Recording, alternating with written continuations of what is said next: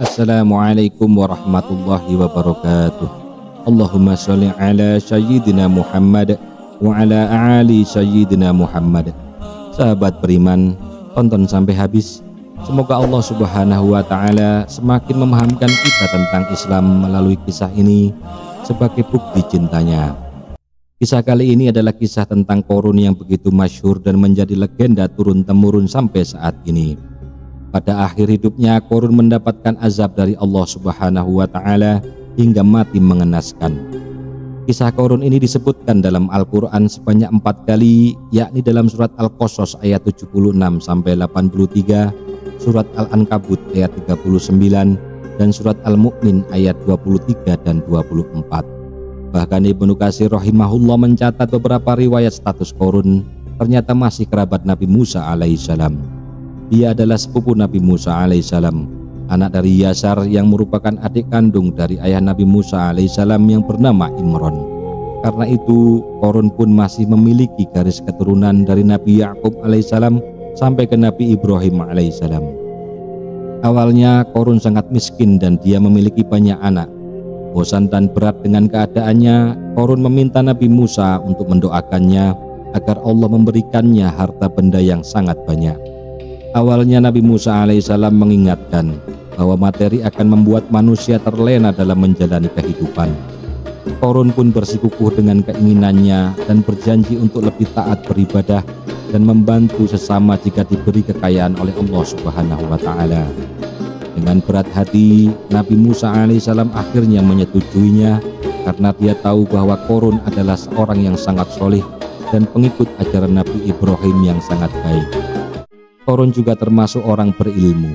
Bahkan dirinya tercatat sebagai ahli kitab Taurat setelah Nabi Musa alaihissalam dan Nabi Harun alaihissalam. Kepandaian Qarun dalam ilmu agama membuat dirinya sering disebut dengan munawir karena kemerduan suaranya di dalam membaca kitab Taurat. Kemudian Nabi Musa alaihissalam pun berdoa dan dikabulkan oleh Allah subhanahu wa ta'ala, sehingga Qarun pun menjadi orang yang kaya raya. Selain itu, ternyata Qarun juga lihai dalam berbisnis dan banyak mengetahui cara berinvestasi yang menguntungkan dan mendatangkan banyak uang, serta menguasai jalur perdagangan internasional yang sangat strategis. Namun sayang, keberuntungan yang dia dapatkan membuatnya serakah dan lupa diri.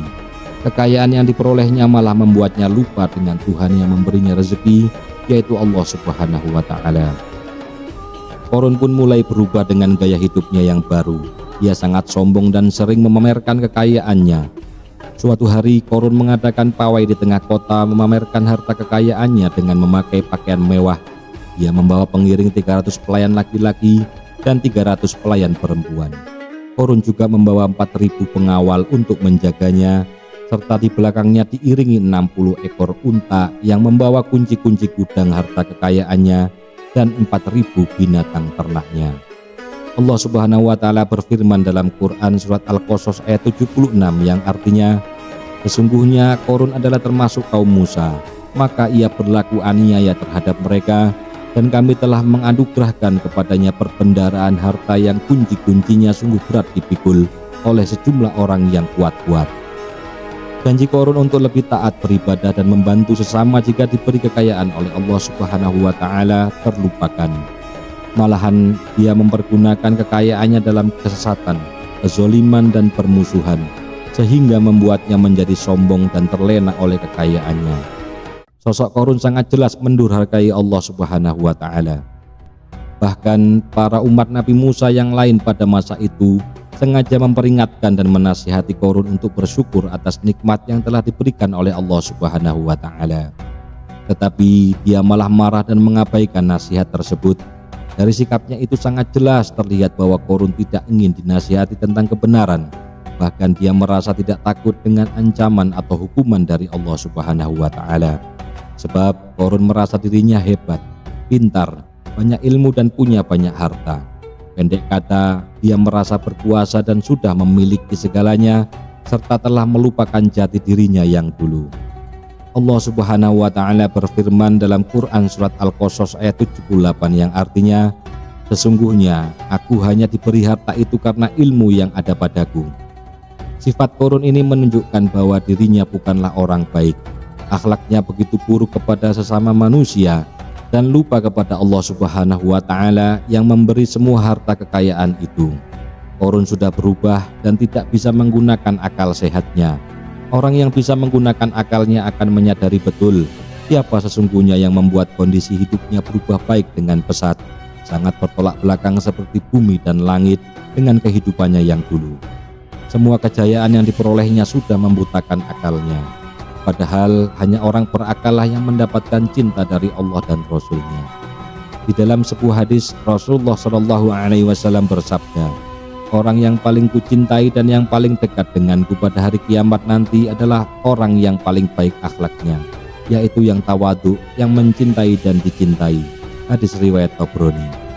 Di dalam Al-Quran juga telah dijelaskan bahwa Korun adalah salah satu orang yang durhaka, tidak hanya kepada Nabi Musa alaihissalam, tetapi juga kepada Allah Subhanahu wa Ta'ala.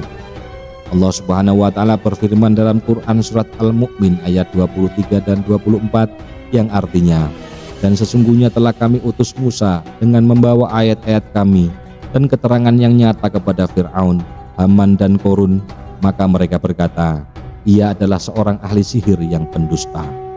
Saat Nabi Musa alaihissalam diperintahkan oleh Allah Subhanahu wa Ta'ala untuk menunaikan zakat, sikap sombong ditunjukkan Korun ketika dimintai zakat. Ia menghardik dan marah, tidak sudi memberikan sedikit kekayaan yang dimilikinya. Sebab yang ada di benak Korun adalah dia merasa bahwa harta kekayaan dan semua yang dimilikinya murni dari kepintarannya, kerja keras dan buah dari upaya berbisnis. Tidak ada hubungannya dengan siapapun, termasuk Nabi Musa alaihissalam atau bahkan Allah Subhanahu wa Ta'ala sekalipun.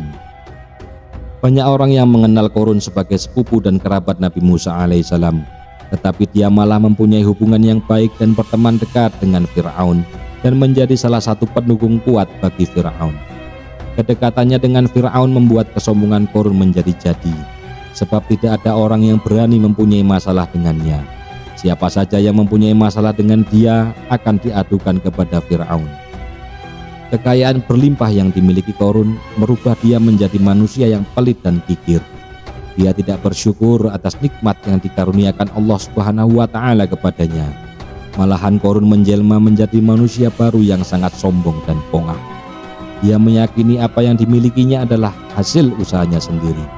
Dikutip dalam buku 40 kisah akhir hidup kezoliman makhluk-makhluk Allah yang telah disadur oleh Kasirun A.S. Rahman dari sejumlah kitab dari para ulama. Atas perangai dan perbuatannya yang telah melampaui batas, Allah Subhanahu wa Ta'ala menimpakan azab kepadanya. Korun dan seluruh harta kekayaannya ditenggelamkan ke dalam tanah melalui sebuah gempa yang dahsyat. Allah Subhanahu wa Ta'ala berfirman dalam Quran surat Al-Qasas ayat 81 yang artinya, "Maka kami benamkan Korun beserta rumahnya ke dalam bumi, maka tidak ada suatu golongan pun yang menolongnya dari azab Allah, dan tiadalah ia termasuk orang-orang yang dapat membela dirinya." Sahabat beriman, demikianlah kisah Korun, seseorang yang mulanya adalah sosok yang solih dan taat beribadah, berubah menjadi kikir dan sombong setelah memperoleh kekayaan yang berlimpah, bahkan berani durhaka kepada Nabi Musa alaihissalam dan Allah Subhanahu wa Ta'ala, sehingga azab menimpanya dengan ditenggelamkan ke dalam bumi bersama hartanya oleh Allah Subhanahu wa Ta'ala. Semoga dari kisah ini kita dapat mengambil hikmah bahwa kekayaan dan harta yang berlimpah adalah ujian dari Allah Subhanahu wa Ta'ala. Rasa syukur kepada Allah atas semua nikmat yang diberikannya adalah kunci menghadapi semua ujian, baik ujian kemiskinan, terutama ujian kekayaan. Karena Allah akan menambah nikmat bagi hambanya yang bersyukur dan akan memberi siksaan yang pedih bagi hambanya yang kufur atas nikmatnya. Semoga Allah Subhanahu wa Ta'ala senantiasa merahmati kita dengan rasa syukur atas segala nikmatnya yang tak terhitung dan menjaga hati kita dari rasa kufur nikmat kepadanya. Amin ya rabbal alamin. Wallahu a'lam bishawab.